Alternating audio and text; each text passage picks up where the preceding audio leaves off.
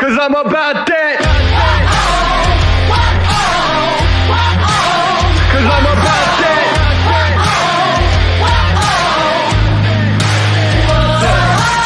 I'm about that come up, running up on them fools that are talking foolish. Try to get them funds up, killing them mics just like I ran the jewels in.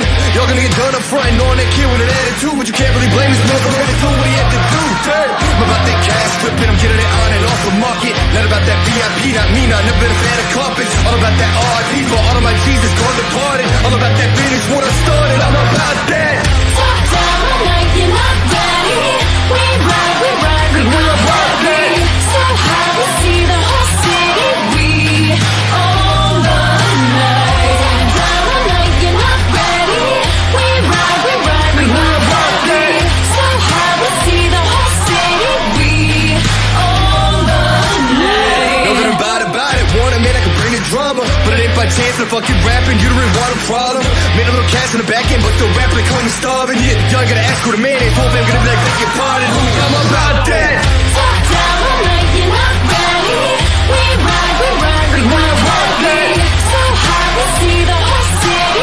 We own the night. Top down, like you're not ready. We ride, we're about that. So high, we see the whole city. We own the night.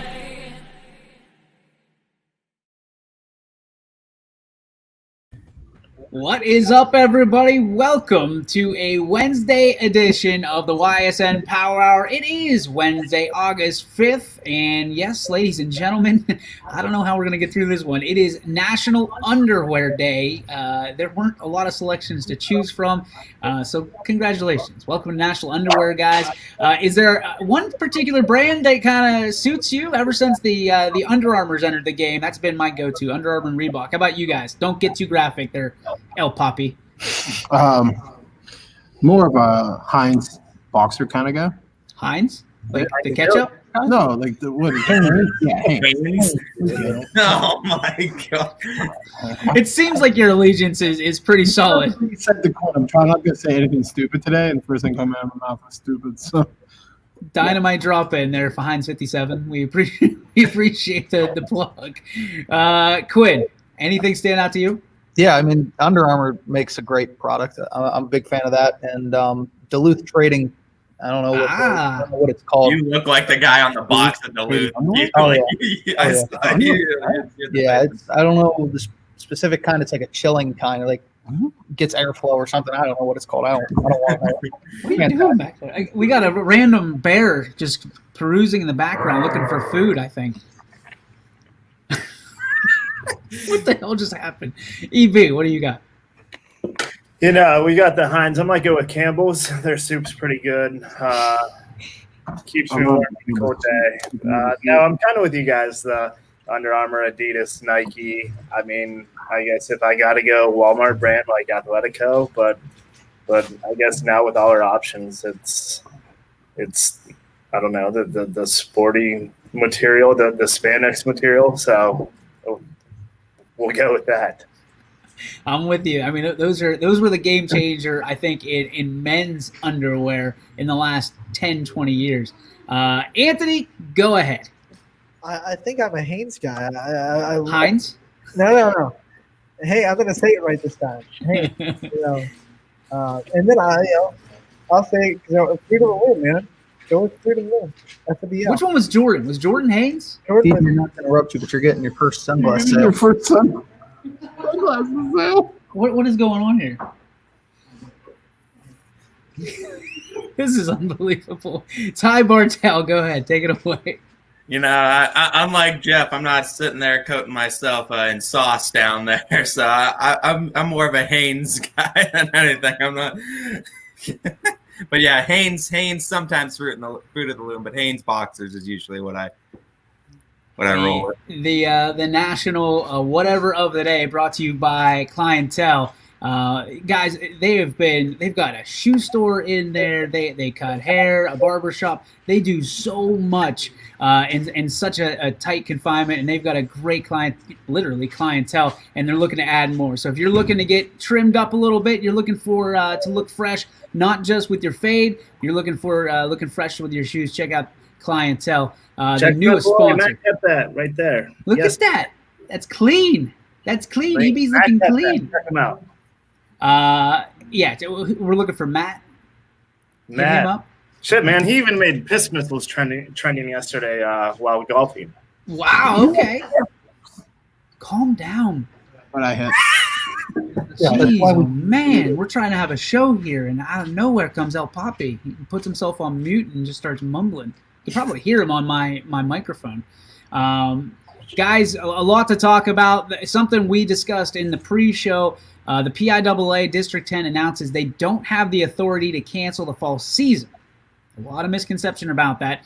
The decision to play or not is up to individual districts unless governmental agency intervenes. I feel like the OHSAA has been in the same boat. They've come out and said this, but so many things have been said in the last 3 months that people have forgot about it. Is the PIAA leading, or are they months behind where the OHSAA is? We'll start with you, EB. I mean, I feel like this is just going to become the norm. No one wants to take responsibility, so just put it on the districts, I guess, in Pennsylvania, the conferences, the schools.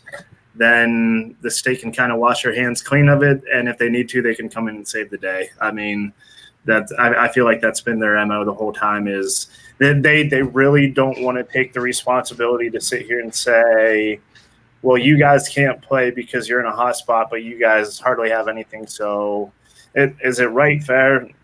We all kind of agree, not really, but I just feel like this is the typical MO that every state's probably going to take.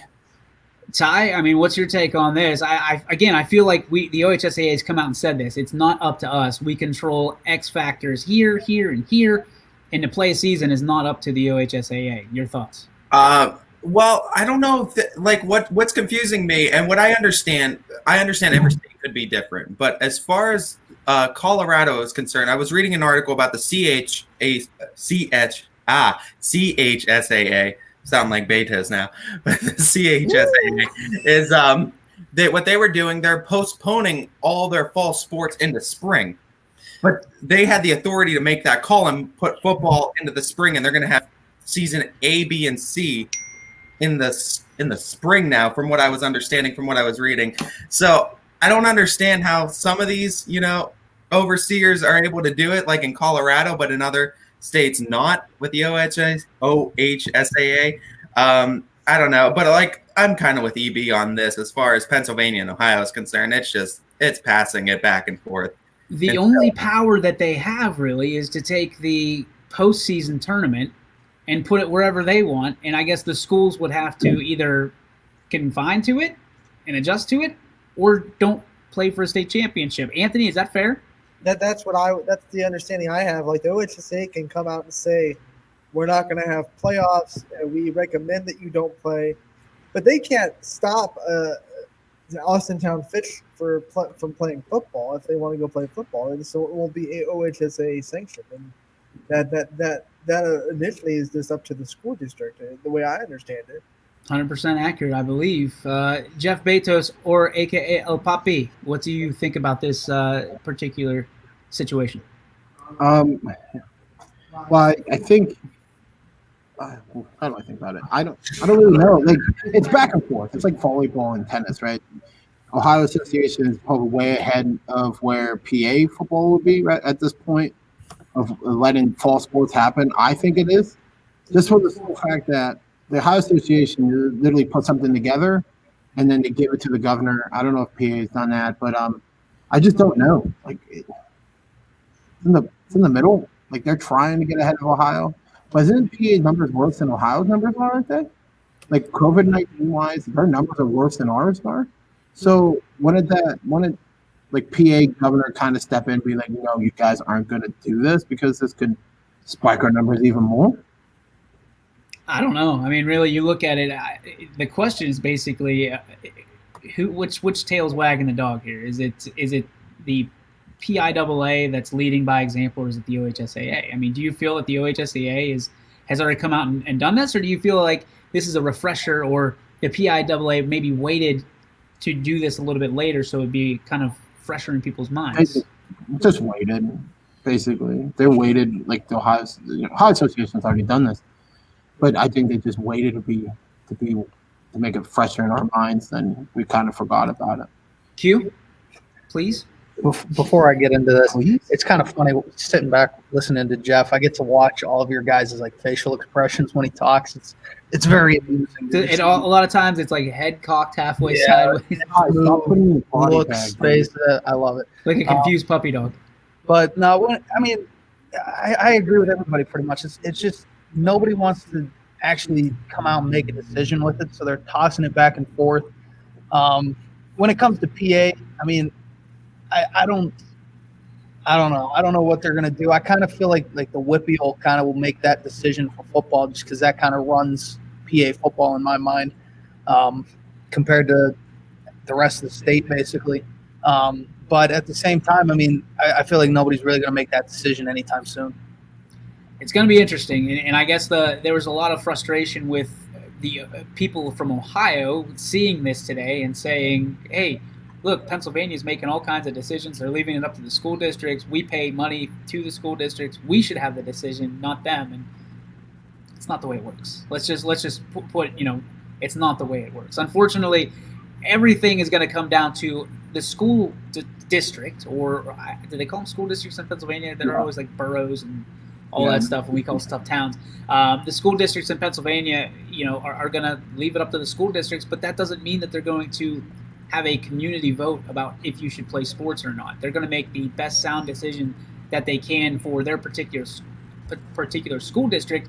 Now, I know in Ohio, a lot of times you have conferences and even counties that are working together. The superintendents are having meetings and conversing, so that way, if one school makes a decision, they all kind of follow suit. If it suits all the schools.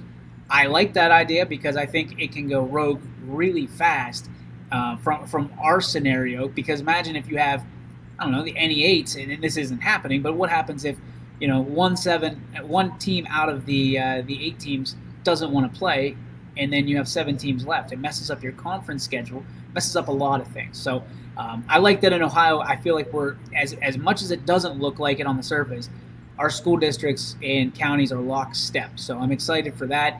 PA looks like they're in the same boat, but I feel like they're 2 months behind us in everything. And I, with all due respect to the people in PA, your governor has not been as forward progressive as I feel like Ty Bartell now. It feels like El Papi as Ohio. So hopefully at some point in the next 3 weeks, guys, a decision is going to have to be made one way or the other. Hopefully it's sooner than later. So we will see. So we were going to move on to probably the biggest news in all of the Buckeye State today. Everywhere you looked, this was the news that absolutely dominated the headlines. Ohio State and Michigan moving up from November to October for the first time since 1933, almost 100 years. Do we even care? Like, it doesn't matter at this point. Michigan hasn't been competitive in this game forever. Let's go to Ty Bartell. It's going to be weird because you don't have that. But again, it doesn't have that same game feel.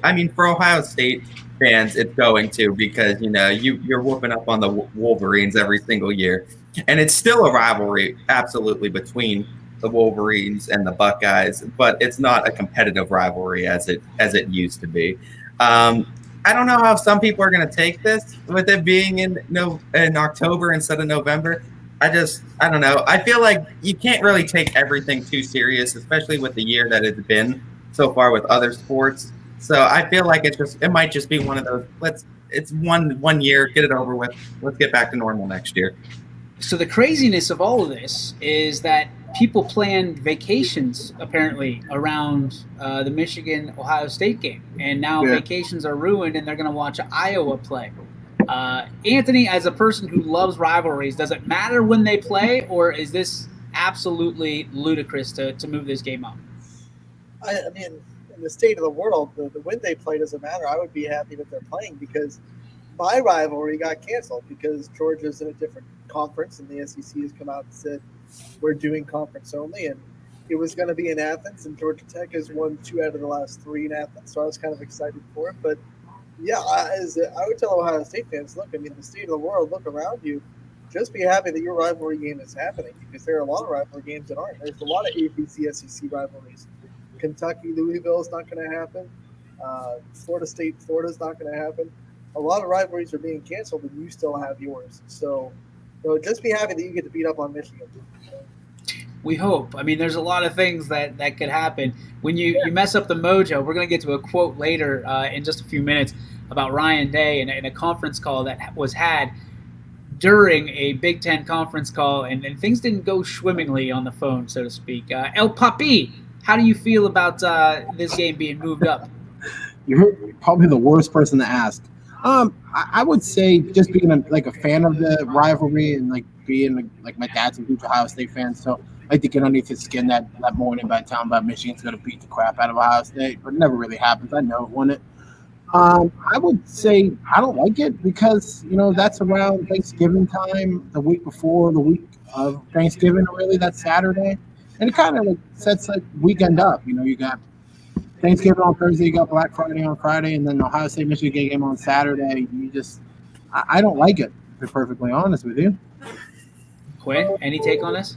Yeah, I mean, being an Ohio State football fan, I mean, it's just what it is. It's the last game of the year. It always is.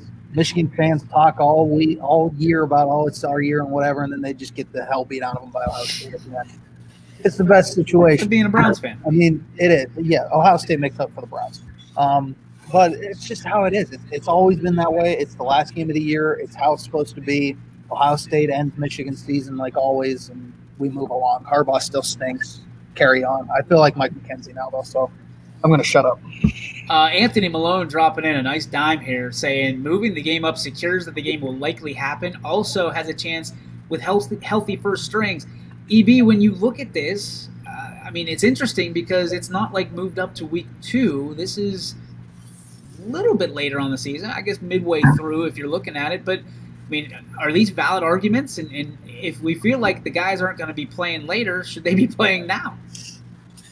So at first in our group message, I said, I was curious what other conferences would do, because naturally I wanted to be like, well, if the SEC is going to keep everything the same, they're just trying to move, because ESPN has a contract with the SEC. They're just trying to move the Ohio State game out of the way so they can get more bang for their buck. But after reading it a little bit more, it actually makes a lot of sense, because the commissioner of the Big Ten, I should say, is kind of putting in a couple bye weeks to where if anything happens, each team can at least have a week or 2 weeks off to get healthy again. And, it's as far as that goes, traditionally, I'm not a fan of it, but we still get the game. So if you take tradition out, it'd be like moving Army Navy to game 1 of the year. It just feels weird. Yep. But so if you eliminate the tradition, we're fortunate this year, if anything, that we still get it.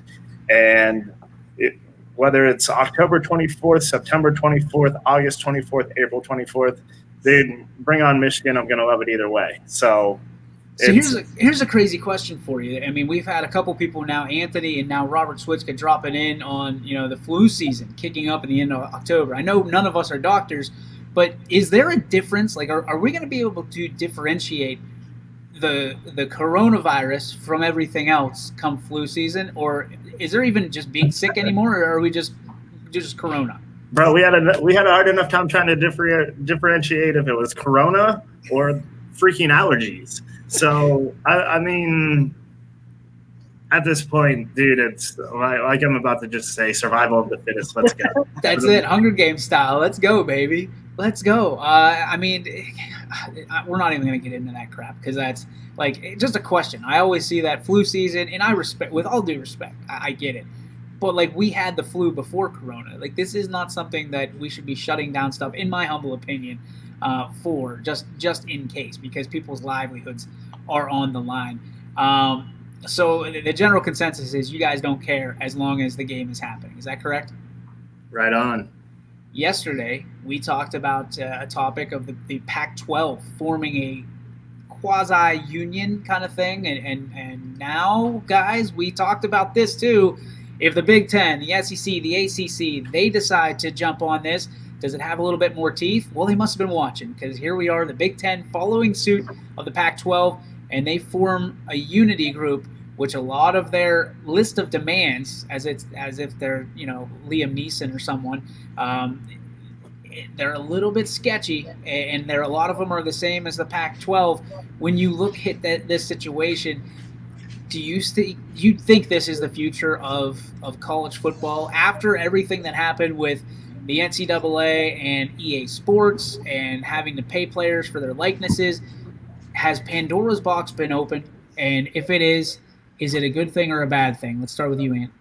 Well, I think it definitely has been open. I mean, when the Big Ten players look over at the Pac-12 and say, "Hey, this is going to pick up some traction," because, and then why wouldn't you do it if you're in that kind of situation?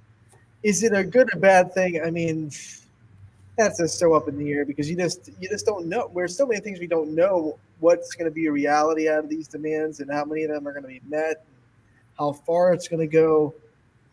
It's hard to say if it's good or bad, but it's definitely something that I think will continue. And now that the Big Ten's picked it up, I would expect the other conferences to probably follow suit too, with the SEC, the ACC, and the Big 12. Perfect twist there. When you look at it, Ty, do you feel like this is going to pick up steam across the other conferences now? I feel like it is. I feel like the only way it works is if the Power Five all come in as a unity group against the NCAA to make these demands. Now, I don't think all the demands are necessarily going to be met. It's a negotiation process. It's kind of like when you're trying to sell like your car or whatever, and you mark it up to like $7,000 when it's only worth $5,000, but they're going to come in with a $4,000 offer, and then the bargaining starts. So I think they're making all these outrageous demands because knowing they're not going to meet all of these demands, but they're trying to get at least a few of them met. So we'll see what happens. That's about all I can say, because I don't want to say it can. I don't want to say it can't happen, because you never know with stuff like this. EB, thoughts on this? See, I thought the Big Ten was more about the COVID safety issues. But they both have them in there. They're almost identical if I read both of them right. But I could be off, but it seemed like that what Anthony thought was a good idea yesterday, and having a third party and identified by the players, is in the Big Ten settlement, I guess. I don't know what you call it. My whole take on this is these players or these player situations or groups they're gonna go heavy on what they feel is right for them, and essentially these conferences and schools will come back and probably say, no, we can't give you 50%, or we can't give you 50% of what football makes, because volleyball's 50% is drastically different. So they're just essentially, quote unquote, they're throwing a bunch of shit at the wall to see what sticks, and then we'll go from there. I think there's some really good things that come out of it, but a lot of it's just really, to me, it's wishful thinking. And so here's what it is, because I pulled up the article on ESPN.com. It's third party approved by players to administer COVID testing and to enforce all COVID-19 health and safety standards, sufficient penalties for non-compliance, mandate for athletic personnel to report suspected violations, a whistleblower protection for athletic personnel and college athletes for reporting suspected violations, automatic medical red shirt for any player who misses any competition because of a positive test.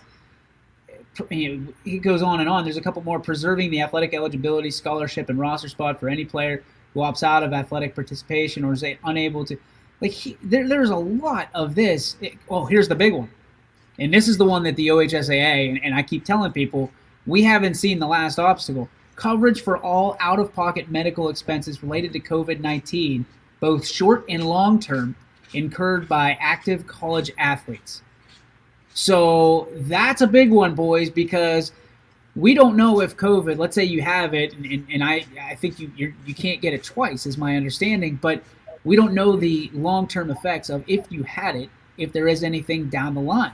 So all these requests or their list of demands, they're protecting themselves very well, but how do you say you're going to play and have coverage for all out-of-pocket medical expenses for playing, but you go to a strip club or to get chicken wings and you end up with COVID? How is that the responsibility of the school or the NCAA? That's the thing. You'll never be able to prove that you got COVID-19 from the football field or the practice field. You'll just never be able to do it. So you could be getting COVID in the classroom or in the rec or anywhere you go, and then you could just blame the football program or the athletics program and say, "You got me COVID, now you have to pay for it." But you can't ever prove where you got COVID, so that's just a can of worms right there. There's a ban also on here that they want to ban the use of COVID-19 liability waivers. So they want zero responsibility for any of this. But they also don't, I mean, I'm getting the sense that they don't really want to play. And if they do, it's going to be by their rules. Again, I said it yesterday. Is this the tail wagging the dog? Quinn? Yeah, I think it is. The biggest thing that I take away from all this is like who's actually coming out saying it. I think that has a lot to do with like how much traction this gets. Like when it comes to football, if Rutgers comes out and says this, you're gonna laugh at it. Like who cares? But if Ohio State comes out or Alabama, like then it actually has some weight to it. So I think it all kind of depends on who's actually saying it. And I mean, each sport has their so-called giants of the sport or whatever, like Duke, Kentucky, UNC for basketball, stuff like that, have more weight to it than Youngstown State coming out and saying it. So to me, it all just depends on who actually is saying it. And with nobody actually owning up to saying it, I don't know what's going to happen with it. JB, you got a take? No, Quinn stole it. Quinn said it the best. He's like, this is never ever going to move forward to be in a union where players want something out of it. I am a firmly believer that, like you guys said yesterday, that 100% on if a player wants to go to do a commercial for anybody local, a carry-out business, a car dealership business, they go ahead and do that as football, as a player of college sports and make money that way. I'm 100% in on it, right? If they want to sign with the shoe team, they want to sign with Nike for $1 million during their tenure at Duke or UNC or Syracuse or Kentucky, go right ahead, do it.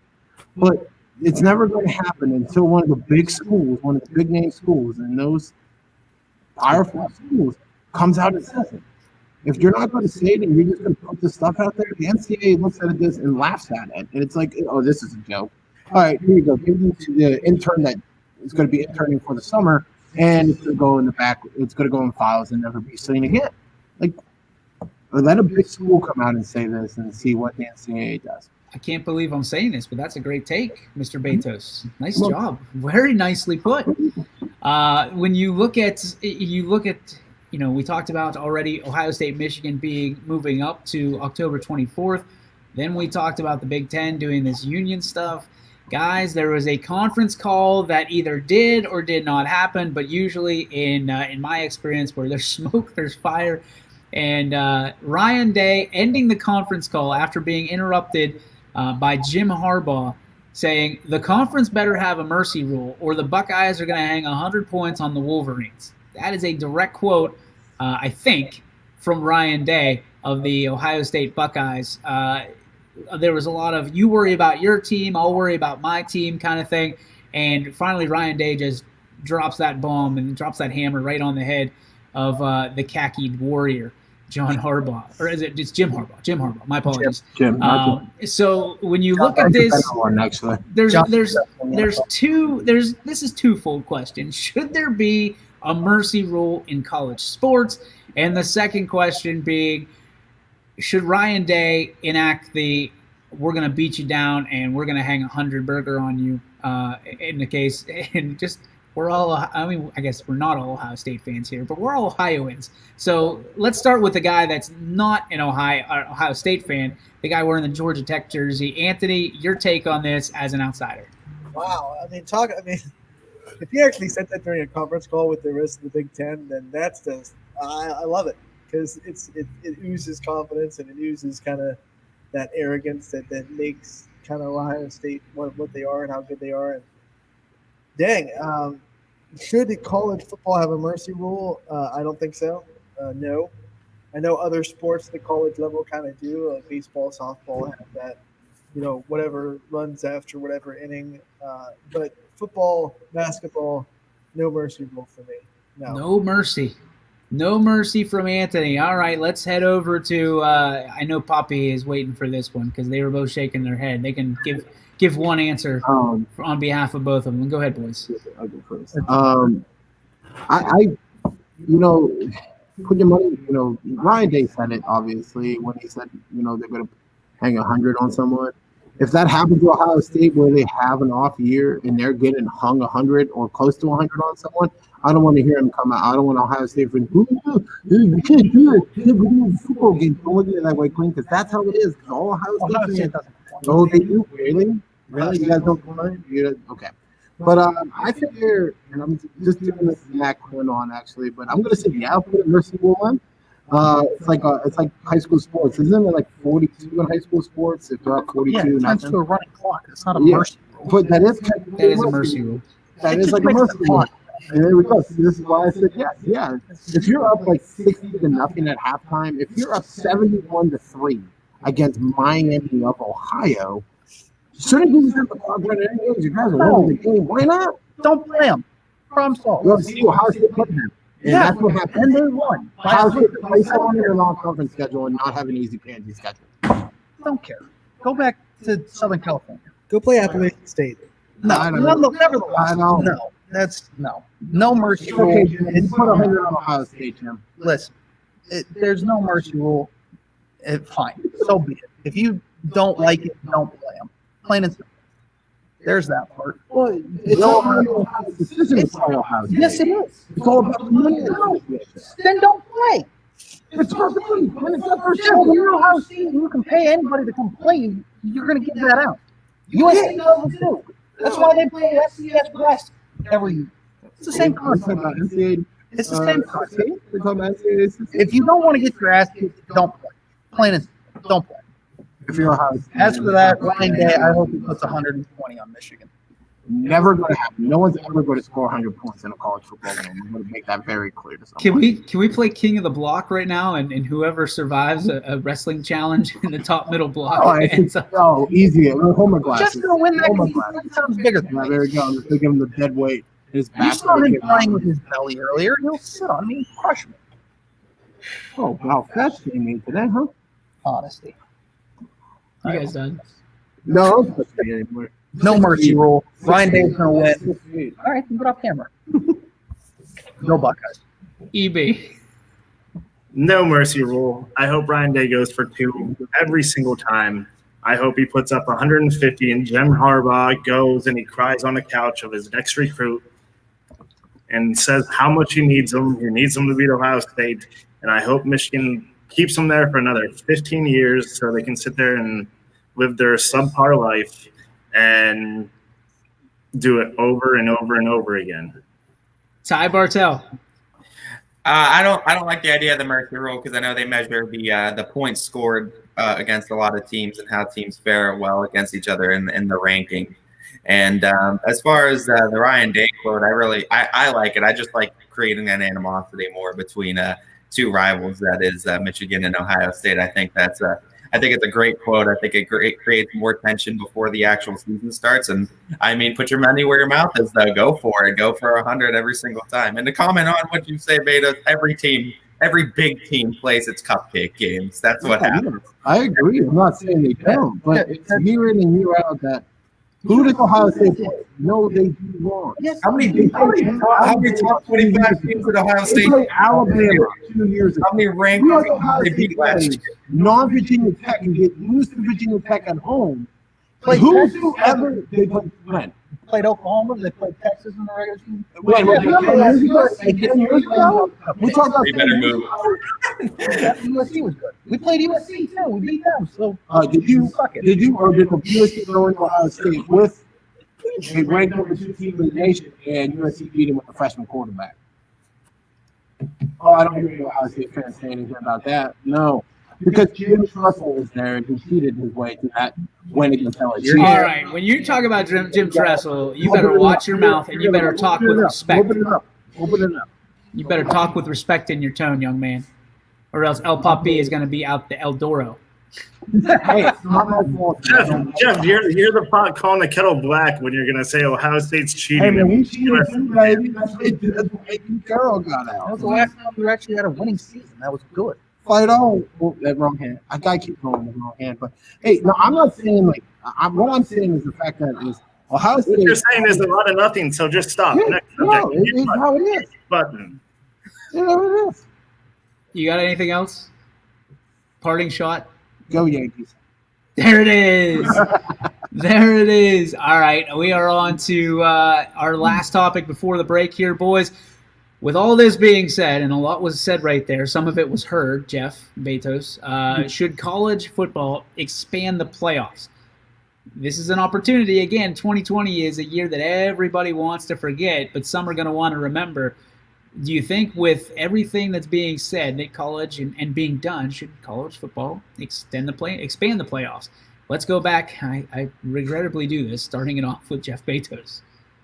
I would say, yeah, go to a 16-team playoff and play the top 16 teams and let it happen. Like, why not? Like, you see, like, with UCF a couple years ago, right, going back-to-back undefeated seasons, they beat Auburn 1 year in the Sugar Bowl, and then they get beat by dog crap out of LSU. Like, they kept calling themselves the 1 year they beat out Auburn that, oh, we're the national champions. We're the real national champions. Well, no, you wouldn't have any competition against Alabama or Clemson or Ohio State or Oklahoma or LSU. I just wanted to expand the playoff to 16 teams because of the fact that you get those teams that think they can beat the big schools, that won't happen. Q? I think you should expand it within reason. Do it the right way. You don't want to have somebody like UCF sitting there thinking they're great, playing Alabama, getting completely rocked. Probably have a mercy rule if you want it in that game too. It's not worth it. If you expand it the right way, do it properly, and don't have teams that don't belong in there. Because I mean, you figure in the top rankings, if you go undefeated and you play nobody, you're probably going to get ranked pretty high anyway, top 10 or maybe. Like Hawaii had it a couple times back in Jeff's USC cheating days where they played nobody and they were ranked in the top whatever, but they don't play anybody. So you get rocked by USC or whoever. It's not a good idea there. I heard a mumble. You better check yourself. Yeah. EB, go ahead. Get another 50 pounds. Nobody cares about Bryce. I go back and forth on this one a lot. Like, I like it, but I don't like it. I think if you did it, I would do 8 teams. I would do the 5 Power 5 conference championships, or I guess conference champions this year would get an automatic bid with your 3 out-large bids. And you do throw people in like UCF, like there was last year, who had a great team and they wanted that stage to prove themselves. So if they get the shit kicked out of them by 60, well, you wanted to come play with the big boys, here you go. And you could even arguably say, years before that, Boise State had great teams and they competed and they beat Oklahoma. They competed with whoever it was, LSU or someone in game 1. So those teams can definitely get hot and make a little run. And as we know, all sports is about playing right at the right time. So I don't know if you do 16 teams, that's kind of too watered down. But 8 teams, if you're going to do it, check it out. Eliminate some of these bowl games that are pointless, and throw in a couple more, I guess, quarterfinals, the semifinals, or however you want to do it, and give it a little gauntlet feel. I think 10 teams is Daddy Bowl? I love the GoDaddy Bowl. You don't like the Potato Bowl or whatever the hell is up in Boise? Oh, you'll never lose the bowls. You'll never lose the names. You'll just have the rounds named after them. That's how that'll work. Anthony, I mean, you have the most to win here. Georgia Tech has been a fringe team for a while. Do you think that with the expansion of the playoffs that your team can make a run? Quinn's shaking his head. Not this year because we're still in that transition of going from triple option to pro style offense, and that takes time. But I think 10 teams and the first 2 teams get a bye would be good because then you have 8 teams that are playing for, the chance to play those first 2. Because I don't want to see 1 versus 8. So I would do 10 teams. I would have 1 and 2 get a bye, and then have the other 8 play for the chance to get to those 1 versus 2. Ty, put a bow on it. EB actually stole a lot of my thunder there. I like the 8-team system, and I've kind of been saying that for a while too. I think college football should expand to 8 teams. Now, how they're going to do that, I don't know. I'm kind of on the fence of what I would rather see if they just do the top 8 teams in the country as your playoff teams, or if you do the top team from each of the Power 5 conferences and then 3 wild card teams that are in there, kind of to take away from the board, voting in who they really want, because sometimes Alabama gets a little bit more votes and a little bit more credit, and I mean so does Ohio State, and I mean to be fair, Ohio State sometimes will get a little bit more votes, but I feel like if you have the Power 5, the winner of each conference make it, you get well representation across the board plus 3 good wild card teams. That way, when you do have like a 1 versus 8, if it's an Alabama that wins the SEC, you might get whoever Alabama is, and then Auburn is a wild card. You might see that again in the playoffs or something like that, with the 3 wild card teams following suit. So I think there's a good way to do it to well represent all the Power 5 conferences and add some wild card teams in to make it competitive throughout. So it sounds like you would seed them like 1 through 5 being the first 5 Do it NBA style. Like if you win your conference, you are a higher seed than the wild card. I can get behind that a little bit. I mean, Basically make it the FCS playoffs. Pretty much. That's what you're essentially. Yeah, pretty much. I mean, I don't know if I would do 10 teams, because I feel like 10 teams, I mean, you could do the whole buys as well. I like buys. With the top 2 Yes, make it 24 teams. Why not? Yeah, well, here's the thing: is the buys give you something to play for in the regular season, and what we don't want to have is a situation like we have right now in baseball, where the regular season means jack, and then you can just get to the postseason. So, I'm in for 10 games. I'm excited about it. This was a great round, guys. Love the question, and believe it or not, Jeff Beto is bringing the question and the topic for this round. We're going to take a break. When we come back, we still have a lot to talk about. We're going to revisit, who do you trust more, a coach willing to train or a trainer in a particular sport? We're also going to talk about predicting the Hall of Famers in the NFL right now with guarantees. Oh, boy. DJ likes buys. Oh, you son of a gun. Can't wait to change that. And Jeff Bezos might be back when you return. But first, we are going to introduce our Moment of Zen, brought to you by Myers Family Insurance. Here is your Moment of Zen.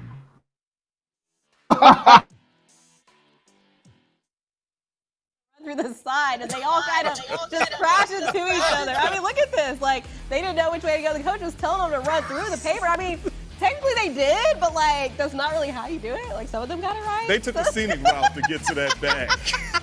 That's basically. I wonder if they won the game after this. That is the big question. But yeah, they definitely took the scenic route to get through that paper. All right, Jerry.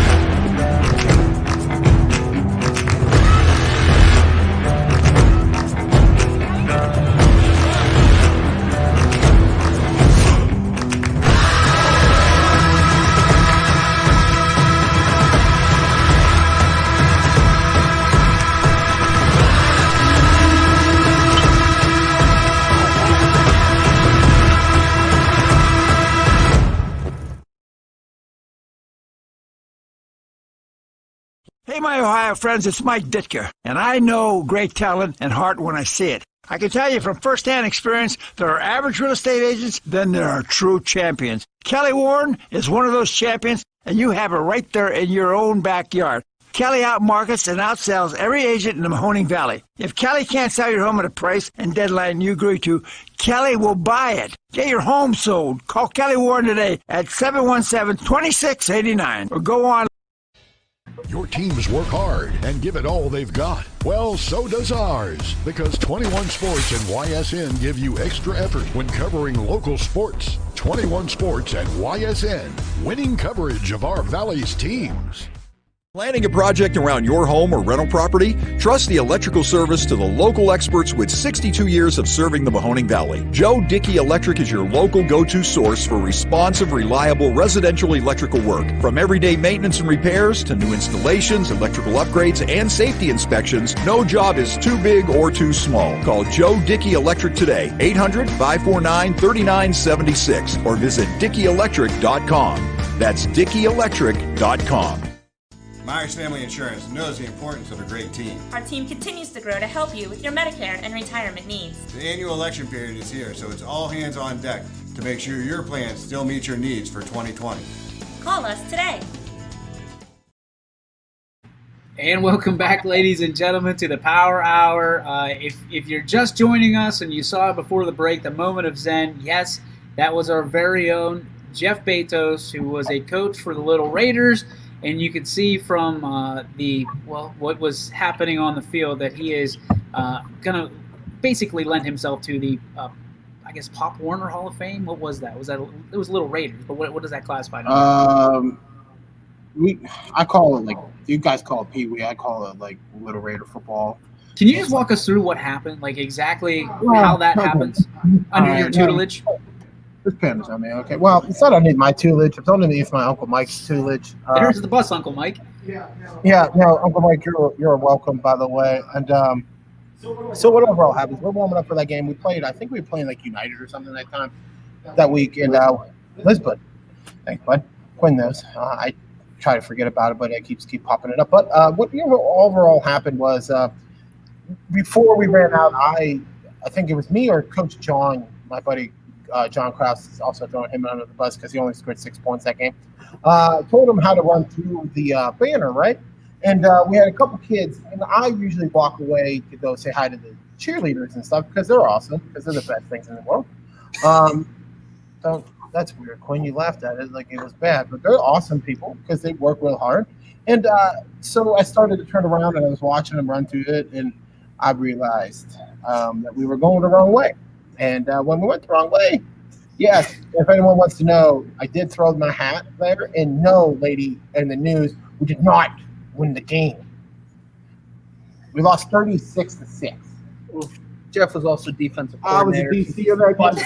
And everybody else. He gave up 36 points, so it's very tough. And he blames it on everybody else. But he's the only guy in the video. It was so on me too. That's why it happened. And we won one game. We did beat East Palestine. I hung 54 on East Palestine that week, and I never ran off. Are you bragging about hanging 54 points on a bunch of 10-year-olds? 54 that year football game, because I literally ran the same play 3 times, opposite of the way the best kid in East Palestine had, and I was like, "We're just going to run this way." Wow, intelligent. Scumbag of the week brought to you by Jeff Bezos.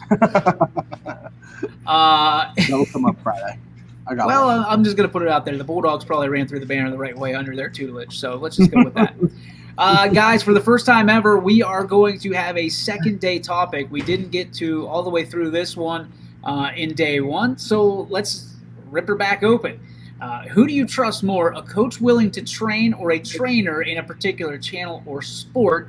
Guys, there were some pot shots taken yesterday. There was some good conversation around this. EB, let's let you lead it back off, and we might even have you close it as well. Your thoughts on, how this kind of justifies to the parents' side of things. So this has been a conversation between me and actually a friend who is a trainer. He's a former college coach. He works with professional athletes, college athletes, I guess high school athletes, at any age on up. And we keep on going through it. And he keeps on asking me, hey, where are all these trainers popping up from? Do any of them coach? Are they just, specifically working in this? And he goes, do parents not do their research enough just to figure out what's going on with this? Because for him, where he stands is, this is part of his career. This is how he feeds his family. And, not that he feels slighted that people are popping up and starting their own business or doing whatever they're doing, but, he thinks it makes him look bad when you have a bunch of people popping up. They just get someone who can work a camera for them, and they show just standard drills that, what he would call, a fifth grade coach can teach anyone. So that's kind of the basis of it. And so I was curious, what do people prefer? Do you prefer a coach who can train, or do you prefer a trainer, or, and how he would put it, a trainer, who just kind of works in a one subject or one sport or whatnot. So can I ask you a question as a coach? What do you suggest to parents that are looking for a trainer? what I suggest is, one, do you trust them? That's a huge thing. Don't always fall in love with what you see on social media, and just because they have music to their, it's sort of like recruiting for the colleges. Just because you put together, a kid shooting free throws, or doing standard stuff, and you have music and you can edit it to make it look good, doesn't mean you're going to learn anything. Question that trainer as much as you would, you're interviewing them as well. So find out what they're going to do for you, as far as, do they have any references? Who do they work with, or who have they worked with in the past? Just your standard run of the mill. It doesn't have to be anything crazy. You don't gotta, do an hour long, vetting system to see how great they are or anything. But, ask them questions as well. Just don't think, oh, well, I saw you where, you work with so-and-so's, son, because a lot of these people find kids who are good or who are already good, and then they just record them, doing a standard workout or a workout that they've already done, and then pretty much claim, well, I helped them get to where they're at, and they ride the coattails. So make sure, if you work with someone of that caliber, be like, oh, how long have you worked with them? Well, I worked with them for 30 days. Okay, well, that kid was all state last year. That's just telling me you're trying to ride on his coattails to get more business. Don't make it a money grab, because every one of them is going to tell you it's not about the money, but essentially you're still paying them, so it is about the money. Anthony, when you look at some of the players and that you follow on the female ranks, the women's softball ranks, basketball ranks, where do you feel that the trainers come into effect there? Because they're trying to make a couple bucks too, based on what their experience is, and some of them are jumping into coaching, some of them are jumping into training. Is there an equal level of trust, or how do you feel about that? I think it's such a case-by-case basis, because there are trainers out there. I mean, Evie said it. I think there are trainers out there that spend more time on editing videos than they do actually developing players. And yeah, it makes their social media accounts look great, and it probably recruits a lot of kids, but results drive the business. So if you're not getting good results and you're not actually developing your players, then eventually people are going to find out about that. But when it comes to trainers that are good at what they do, I think it's this. They can work with an individual a little bit more than a coach can. They're not worrying about the team's success. They're not worrying about the team as a whole. They just can focus on you as an individual during your session and developing your personal skills. And that's the benefit of having a trainer or a personal instructor that you can go to, especially if you're a player that kind of specializes in a sport. Ty, if you're in a situation of a player that's looking to take yourself to the next level, are you looking for a coach, or are you looking for a trainer specific to what you're looking to work on? The way I was always told about it, especially like growing up, the trainers are more for if you want to work out specific muscle groups, they're going to work out those muscle groups for a specific sport, create that muscle memory, and kind of get you like the basics. Because sometimes you need the basics. So they'll get you well versed in the basics, make sure you know all that is good. But if you want, I've always been told, if you want to get to the next level, a good coach is probably the best way to do that, because they could teach you the schemes and they could teach you the very specific skills in whatever sport you're playing to take you to the next level. And you always see that with good coaches all the time. Good coaches can make good players great, and they're the ones that elevate those players. I don't know if it's a trainer as much. I kind of agree with Billy Mack, but a little bit different. How Billy Mack said it was 50-50 trainer and coach. I kind of see it more as 70-30 with coach and trainer. The trainer will get you, well-versed with your muscle groups and the muscles you need to work out and get you well-versed in that as far as what you need for the sport. But a coach is going to teach you the specifics to make you truly successful at the sport you're playing. Q? Yeah, I mean, I know what Billy was saying yesterday, and he's not necessarily wrong. Um, like, but at the same time, I can't remember if it was Paul or somebody else said like, or it might have been you actually that said you could go to the library and read books. That doesn't make you an actual trainer and qualified trainer. To me, it's more of anybody can be a trainer. Because I mean, it's just knowing drills and explaining how the drill works and stuff like that. But it's you'd rather have a coach, in my opinion, because coaches one they coach and they're doing it all year round, basically. Um, Basketball wise, I should say preface this. I'm talking about strictly basketball wise because that's where I know basketball. We coach year round, basically. But anybody can train you in basketball if they just explain a drill and stuff like that. You want a guy or a girl that truly has your best interest in heart, in my opinion.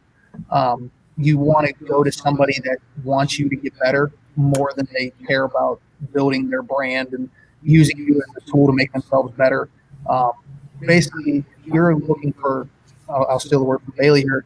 If you're looking for clout, don't be a trainer. Don't do this because that's not going to help you. You want to do it where you're getting kids better and building them into players to get them to the next level or improve them for the level that they're currently at. And I think it varies in sports too. I mean, baseball and softball, an instructor is a lot more important because you can have someone break down your swing mechanics and do all of that. You can have someone break down your pitching mechanics. So it varies in sports as well as how important a instructor and a trainer might be for your growth as a player. JB, you're talking. We can't hear you. Go ahead. Just to throw like Anthony said about like baseball and stuff. Like if you're around baseball your whole entire life, like my dad never played baseball a lick in high school. My dad's best friend, Mr. Bensinger, never played baseball a lick in high school. And Mr. Bensinger knows that my dad and Mr. B know more about baseball than I will ever know in my entire life. And they never played. It's just by watching the game and watching what people say and what intelligent people say about baseball and these sports. Like I brought up to Quinn, it's like if like in EB maybe you can draw on this too, like if like one of your players will come up to you and say, hey, like Quinn and EB, like I want my daughter to get better before the high school basketball season. Who would you recommend to be a trainer? Would you like recommend someone to them? And would that make you feel a little bit better about like, okay, they're trying to get better and they're coming to me first and then going to spend their money on something else? Wouldn't that be a little bit better than just going off and like going behind your back and be like, well, Quinn doesn't know what he's talking about. Obviously he doesn't. And EB doesn't know what he's talking about. Or EB doesn't know what he's talking about. And wouldn't you like feel a little bit better by him, like the parent coming to you and knowing like how could I get my kid better off the end of the season? I mean, yeah, that kind of goes into what Eric was talking about that whole trust level. I mean, if you trust one of us to make a decision like that for you or something, like I'm sure I speak for Eric on this one too. Like we know trainers, we know guys and girls that train people at a high level and have that reputation of being a trainer that's good and they have the background in it. We'll be able to guide you to it and help you get to where you want to be. I can respect every aspect of it. I was always told that if I'm looking to work on one particular aspect of my game, whether it was catching or blocking or throwing, a trainer can help you achieve that. If you're looking to work on multiple aspects, that's when you go to a coach, because a coach a lot of times knows the entire game, the strategy a little bit better than a particular trainer. Kind of to piggyback off of what Ty said, he knows how the muscle groups work. He's been able to get down to the quote nitty gritty of how things go. They can do more research to do that. Whereas a coach, a lot of times a coach is, if you're doing, if you have a baseball team, it's 9 to 15 guys. If you have a basketball team, it's anywhere between 5 to 15 guys or girls. So my thing was always, if I want to be trained, if I want just one part of my game to be leveled up, I'm going to go to a trainer. And if I've got multiple problems, then you go to a coach, and then maybe you can narrow it down and then head to a trainer, because the trainer obviously is a little bit more money when you're talking about your parent, especially as a student athlete.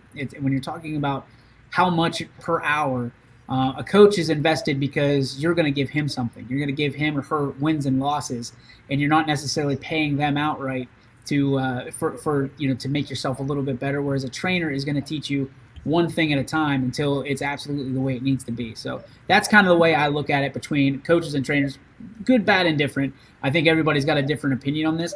I would also advise you just be careful. You know, like Eric, I want you to put a bow on this. Would it be wrong for me to say be careful of where you put down your calling card, so to speak? No, just really just do your homework. I mean, if you see someone spending more time on social media than they're spending in the gym or on the diamond or the field or whatever it is, then let that raise some flags. Because if you came up to me for basketball, and we'll say one of Quinn and I's former players, if Nate Fryer came up to me and said, "Hey, what do you think about Mark Metzger?" As you know, he asked if he wanted to train me. By all means, go Mark Metzger. He knows the ins, outs. He's coached. He's played. He's one of the ones that play at the highest level from this area.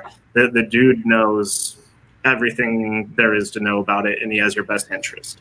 Well, look at that. Look at the trust.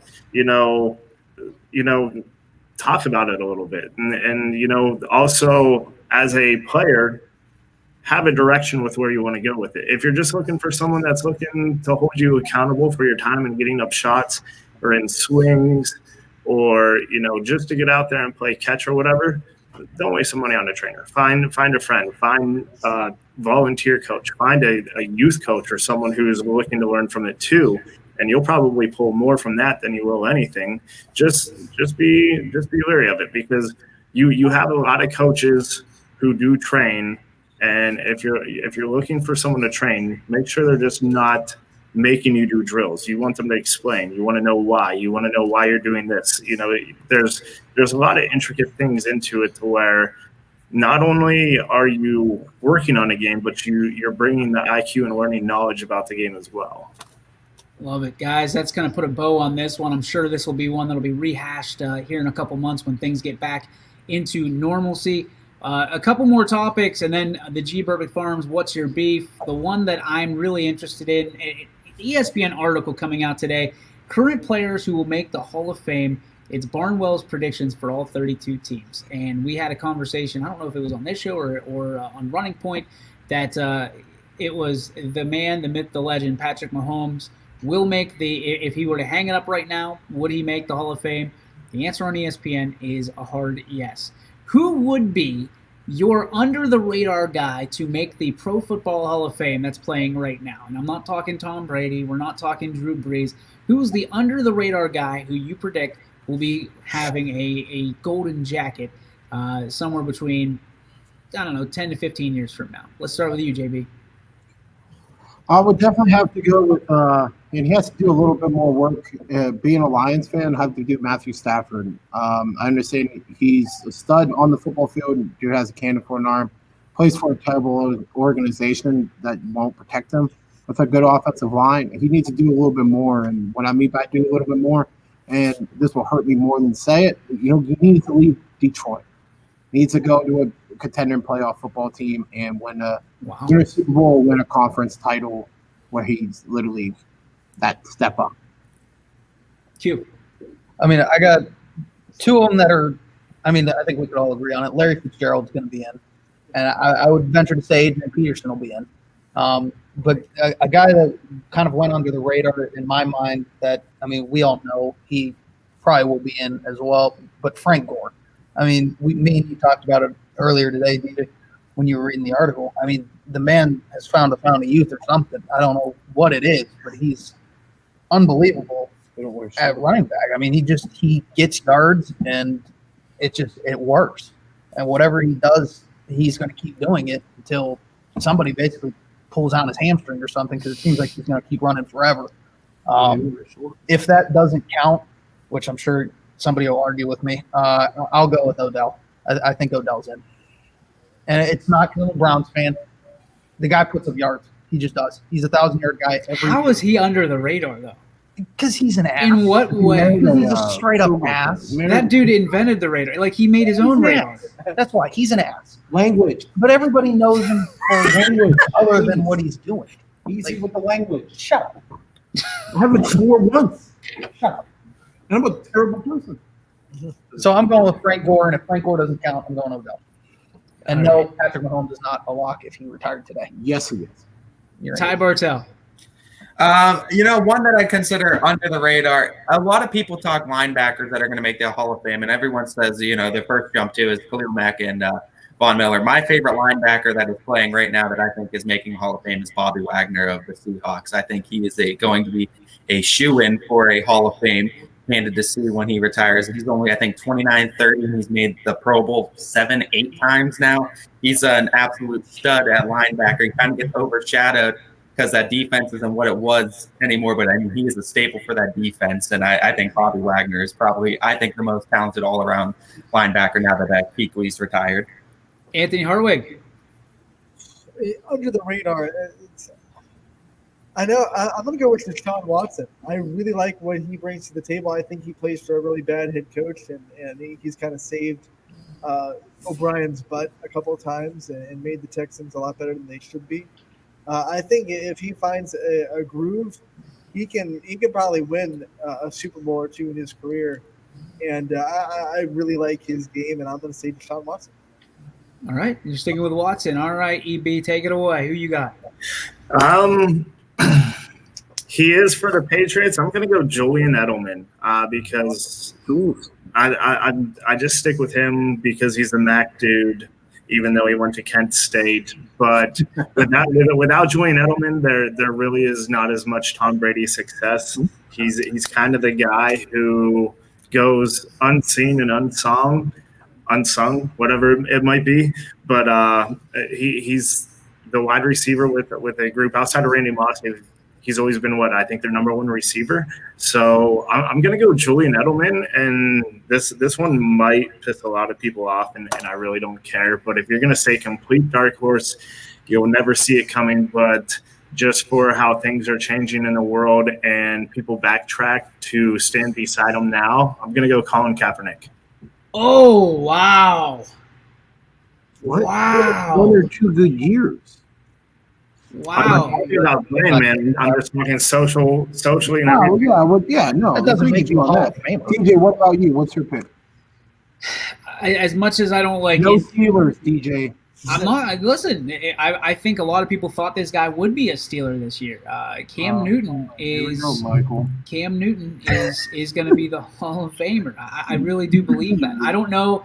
I think there's a lot of people that are nervous about what he's going to do in New England, given that if Tom Brady, we've worn out the 6th round draft pick. He's basically some dude that can bag groceries.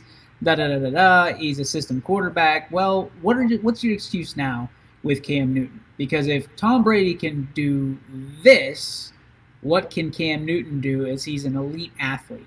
So there's a lot of people nervous, and I think Cam Newton can do a lot for the game, has done a lot for the game from a cultural standpoint, and we haven't even taken notice. We make fun of his goofy hats and his goofy hair, but you look at what Cam Newton has done from the expression of the game. Before Cam Newton, we weren't allowed to wear, I should say NFL players were not allowed to wear different colored cleats, and now they are. I mean, the NFL has become an expression, but I think it's because of guys who've been leading the charge like Cam Newton. And much to like EB, his situation with Colin Kaepernick, I think Cam Newton is a safer pick because of what he's done on the field, from running, passing, and from a cultural impact. So that is my guy that is under the radar. I don't think anybody else would probably have him in the Hall of Fame at this point in his career, but that's my underrated guy. DJ, I got a question for you before we move on. Shoot. What about Antonio Brown? No.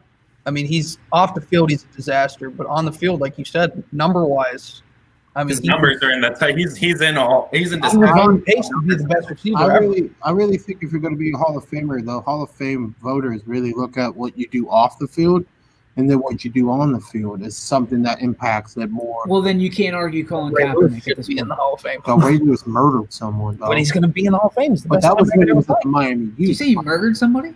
Yeah, dude. Yeah. Who did? Ray Lewis. Oh, well, yeah. But he's still going to be Ray Lewis. What about Ed Reed? AD? Allegedly. I think Antonio gets in. Yeah. I think he deserves to get in.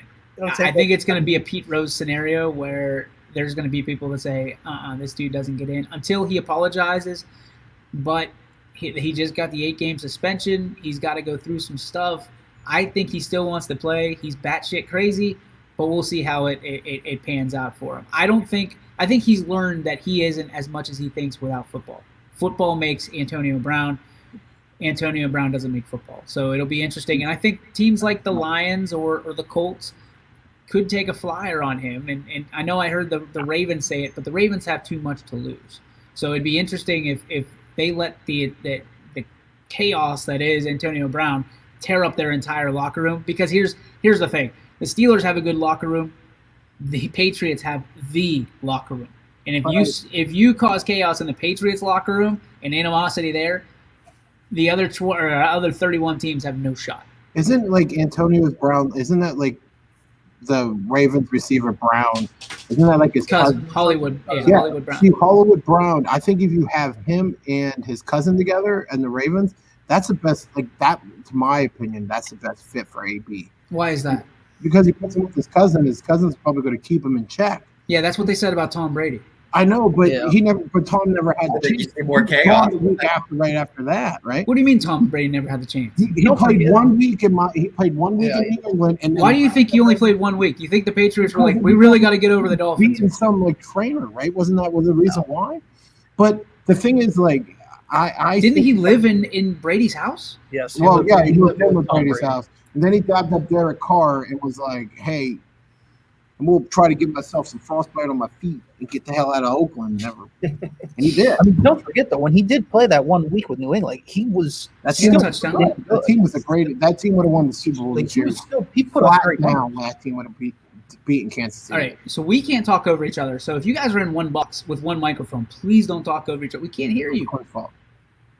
I'm just saying, like, if AB stayed on New England would have beaten Kansas City hands down. Uh-oh. We are going to move on to the next topic before Kansas City's favorite son decides to Anthony, you can in. shake your head all you want, but New England did beat Kansas City at Kansas City with the same exact team they had before. Right? Okay. I mean, I'm not you don't have to. You beat them. Okay, move on. All right, the question of the day, the Power Five. And Ty, you brought this one up. The Power Five looking to stage their own championships. Is this a good idea or a bad idea? Let's start with you, Ty, and move our way backwards. Well, when I originally read this article, what I got from it was that the NCAA and the athletic directors of the Power Five are having poor communication, which, I mean, isn't a surprise. It seems like all sports now, there's poor communication and some dissonance there. But what the Power Five is looking to do, if the NCAA decides to cancel their season, is have like an Olympic-style tournament for the championships of all fall sports, and basically have like the football and the volleyballs and the tennises and all that in like an Olympic-style. Like, I don't know where they're planning on doing it. I don't think that's like even in discussion right now. But it was between the Power Five schools. We're gonna have like a set of championships that are going to be Olympic style, and they added the other sports because it was supposed to be only football for the revenue, because they want to make money, obviously, if they're going to lose anything money wise this year. But then some athletic directors were talking about how, that's unfair to other sports. So they added all these sports, and now it's looking like if NCAA either cancels their season or doesn't, go the way that the Power Five schools want it to go, that Power Five is going to play their own championships and stage their own championships Olympic style between all their sports. Anthony, good idea, bad idea? In football, I think good, but all the other sports, especially if you're talking about fall sports, volleyball, they rely on the mid-majors to make their tournament exciting. I mean, you need a mixture of Power Five and mid-major in those sports. In football, it would definitely work if the Power Five went and did their own thing. I think it would hurt all the other sports. EB. Yeah, I mean, I think I said this a couple weeks ago or last week. Like, I wouldn't be shocked if Power Fives did this, or to create their own tournament or their own football league or whatnot to make it happen. Yeah. It makes sense in football. I don't know how much sense it makes in the other sports. I'm kind of with Anthony on that. It'd probably work in men's and women's basketball as well. So your major moneymaker sports, it works. And I guess for the other sports, it might be trial by fire, or we're just going to do it to say that we kept it equal across the board. Do you think, I mean, March Madness would be over as we know it if it was just Power 5 in the NCAA like tournament? It wouldn't be a tournament. I mean, it still would be. If you really think about it, though, what if there's 68 teams? Generally, 54 of them are from Power 5 conferences, anyways. So, good point. It's a good point, guys. We're not dodging you with this question, El Poppy and Q. But we are in the overtime edition of the Power Hour in 14 minutes and 48 seconds. So we are going to get to the that's not the right one. We're going to get to the G Burby Farms. What's your beef? And we will start with you, gentlemen. And go ahead. You can decide who's taking the lead on this. Go ahead, Jeff. Well, my beef, and this might come bite me in the butt, but my beef's with DJ. No offense, we had this conversation about 2 weeks ago. I came down here on a Friday. You tried to convince me, and if there's any Indians fans here, you're about to get offended real easily. Tried to tell me that the Indians have a better offensive lineup than the New York Bronx Bomber Yankees, by the way. And Cleveland has scored 6 runs in the last 58 innings. 6 runs in the last 58 innings. Can you explain to me how they have a better offense when New York scored 9 against Boston, then 4 last night, and then 6 the night before? Can you explain to me how that is their offense, quote unquote, a better offense than the Yankees are? No, I can't. They have a better starting rotation than the Cleveland Indians. Okay. No. All right. Nope. Cleveland has one pitcher that gave up 2 runs a couple nights ago and lost the game 3-2. It's not his fault. That is definitely not his fault. That is definitely the offensive fault. Okay, well then don't say that they have a better starting rotation. They probably do have a better starting rotation. And when the Yankees win the World Series this year, not if, you're welcome, Cleveland, because you had a 2-0 lead against us a couple years ago and couldn't beat us. Couldn't beat the Yankees. Don't forget it. Let's also not forget that they enjoy cheating as much as the Astros do. So let's move on to Quinn. Go ahead. All right, I got 4 beefs now. I just kind of compiled all of them now. I got 4. 1 is Jeff. He's an idiot. 2. Why do I always get made fun of him? Because you're an idiot. Let me jump off the roof. Should I run that video back? Yeah, I think so. Run it back. 2, my second beef is with anybody, any school, any company, business, whatever that isn't a part of YSN. You're like Jeff. You're just going to be called a Jeff from now on. You need to be on board because it's taken off and you need to be there. Third beef is with Michigan fans and USC fans. So Jeff still. But Michigan stinks in football, plain and simple. Ohio State's better. Deal with it. Harbaugh can't beat Ohio State. Fourth beef is going to be with Brian today. Ooh. Just to include him, the wizard himself. Because he sat here the whole time and laughed at our show, enjoyed our show, but didn't come on it. He's the wizard. That's he stays behind. That's the way he enjoys it. We leave him alone because he is the heartbeat. EB, go ahead. Well, my beef is not nearly as good as Quinn's. I was going to say my beef is with Myrtle Beach this week since it's National Underwear Day and how they arrested a female for wearing a thong on the beach, trying to claim that she was in the nude. It was actually one of my friends from Myrtle Beach's friend. I just find it completely ridiculous. I mean, if you're on a beach, you wear a thong, a G-string. I don't care. Wear whatever you want. You know, it's get over this. If you want to wear boy shorts, wear boy shorts. If you want to wear a one piece, wear a one piece. If you're someone who complains about that, you know what? Don't be a Jeff. Don't be a Jeff. Don't be a Jeff. There it I love is. those things. You don't definitely not be. I love that. Pick a different name. Go bet on high school sports. Next person. I love it. Go ahead, Ant. My beef is with, priorities. I mean, I think, we all love sports, the YSN sports, but let's get the education and the school focused on first. And I'm not talking to us. I'm talking to parents on social media.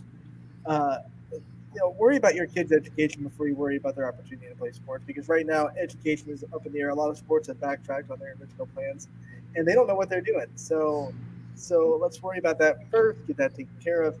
and then we can complain about the situation of sports. All right, Ty. Just two quick beefs. First one is these analysts that think Patrick Mahomes is a Hall of Fame candidate after 3 years of playing. And second, for Jeff Bezos spreading his directionally challenged syndrome to kids of a football team to make them run into each other through a sign. I think he needs to be contained. We need to put a leash on him. If you could only hear. Who deserves that? Nobody knows those kids. They don't deserve it. This is 3 days in a row, Ty. Stop putting me in a body bag and exiting out of here. Okay? Stop putting me in a body bag. Jeez. Scumbag. My beef is going to be with people who don't get along in the sandbox, so to speak. I mean, we do a lot here at YSN. We try to be the friend of everybody, but the reality is when advertisers come on, we're trying to help everybody, not just particular ones. So if you're not looking to play nice in the sandbox, if you're not looking to be part of a team atmosphere, then you're probably not right for YSN. As much as we love being able to bring everybody in and sing Kumbaya, it's one of those things. We are a business. We enjoy being in business. We enjoy being in business for you and for everybody. And I firmly believe, and I've always felt this way, that a high tide raises all boats. And if you don't want to be on board, you don't have to be. So good luck to you. We appreciate you. And don't be a scumbag. Don't be a Jeff. So that's going to do it for the Power Hour and 20 minutes. Thank you guys for being a part of it. Thank you for tuning in. Don't forget tomorrow, 3 to 4, right back here on YSN Live Power Hour, coming at you hot. Don't be a Jeff.